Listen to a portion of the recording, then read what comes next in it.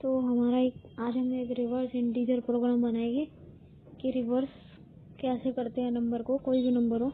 जैसे for example के लिए मैंने दे दिया 1 2 3 4, इसका हमें रिवर्स चाहिए 4 3 2 1। ठीक है,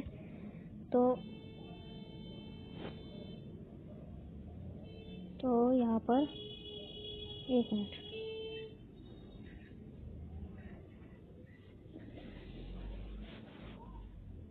तो अब जैसे अभी हम थ्रू स्कैनर नहीं ले रहे, सीधा नंबर ले रहे हैं। तो मैंने यहाँ पर वही नंबर ले लिया 1 2 3 4। ठीक है, और प्रोग्राम बनाते फटाफट।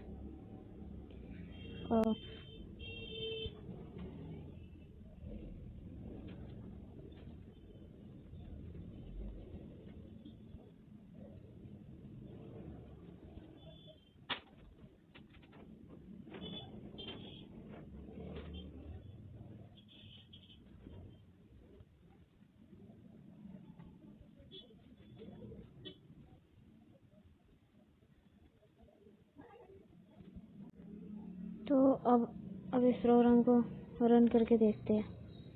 system.out.println, तो यहाँ पर रन करते हैं। सॉरी, यहाँ पर रिवर्स लिखना था।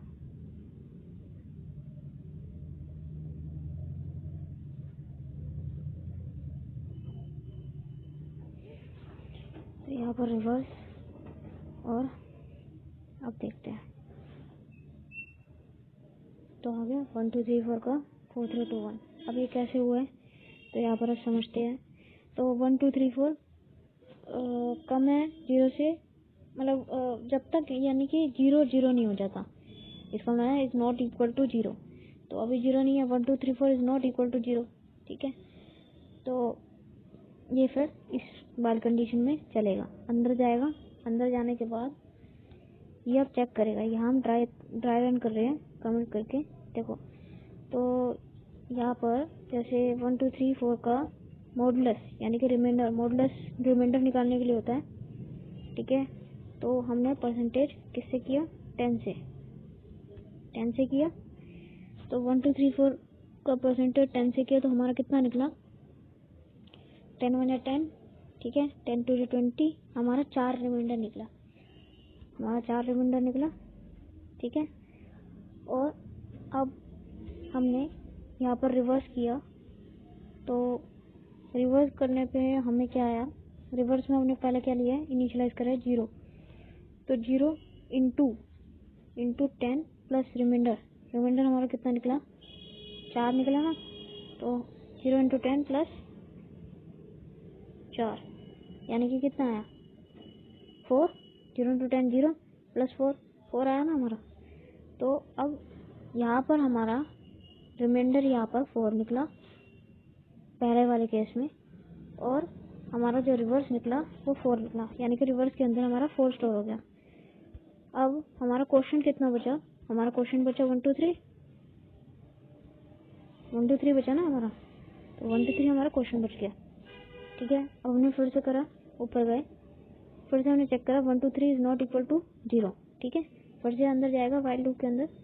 तो 1 2 3 को अब हमने क्या करा, फिर से वही मॉडुलस 10 से किया, वही रिमाइंडर निकालने के लिए हमने।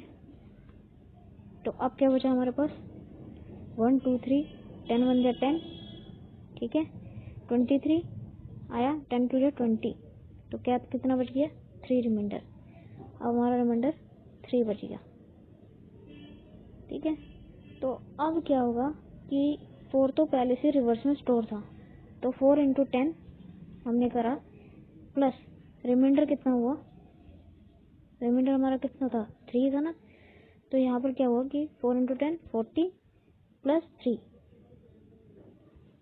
3 यानी कि 43।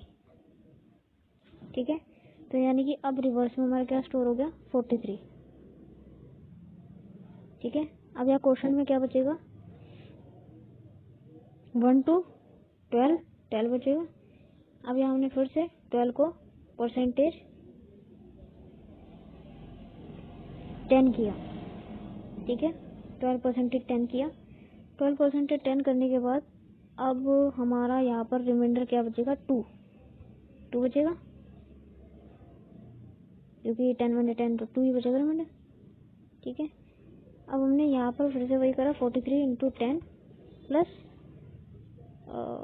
प्लस 2।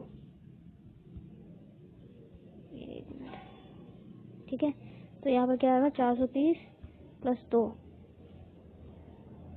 432 आ गया, यानी कि रिवर्स के अंदर अब स्टोर क्या होगा 432। ठीक है, तो क्वेश्चन में क्या बचेगा 1। अब यहाँ पर मुझे लास्ट में कंफ्यूजन होती है, आप सब कमेंट करके बताना है कि मैं सही हूँ कि नहीं। मैंने हमेशा अपने तरीके से यही हमेशा सोचा है 1%, पता नहीं मैं सही हूँ कि नहीं इस बारे में, तो मुझे बताना है अगर मैं गलत हूँ तो। 1% 10 जैसे मैंने करा मॉडुलस। ठीक है, तो 1 अंदर आया मतलब 1.0 लगाएंगे, तो क्वेश्चन में क्या आएगा 0 पॉइंट, वो तो रिमाइंडर मतलब क्वेश्चन तो खत्म ही हो गया। तो 10 से 10 कट गया ना, 10 से 10 कट गया ना, यानी कि 0.1 लिखेंगे क्वेश्चन में हम, तो 10 से 10 कट गया ना, तो जो कट गया तो वहाँ पर 0 बचता है, लास्ट में रिमाइंडर में 0 बचता है। लेकिन हम इस चीज को मान के चलते हैं यहाँ पर कि वो 1 है। ठीक है, कि वो 1 है। ठीक है, तो यहाँ पर अब इस हिसाब से, नहीं तो कैसे 1 निकलेगा, तो 432 वही सेम प्रोसीजर 432 इंटू 10, यानी कि यहाँ पर रिमाइंडर 1 बचेगा।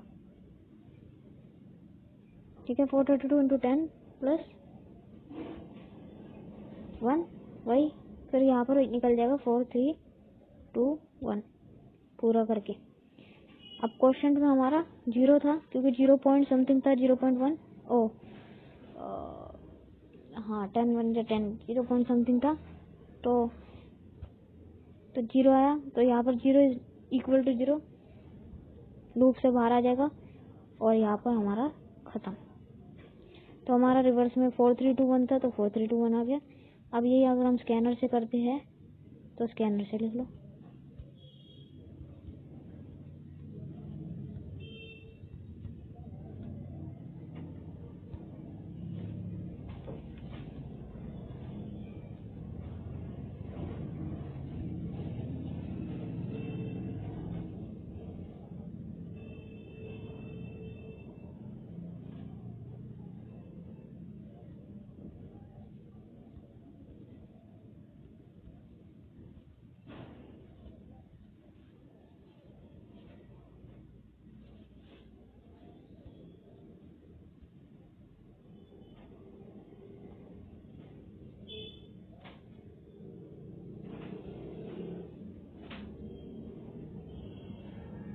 ठीक है, मैं यहाँ पर अपने कर रखूँ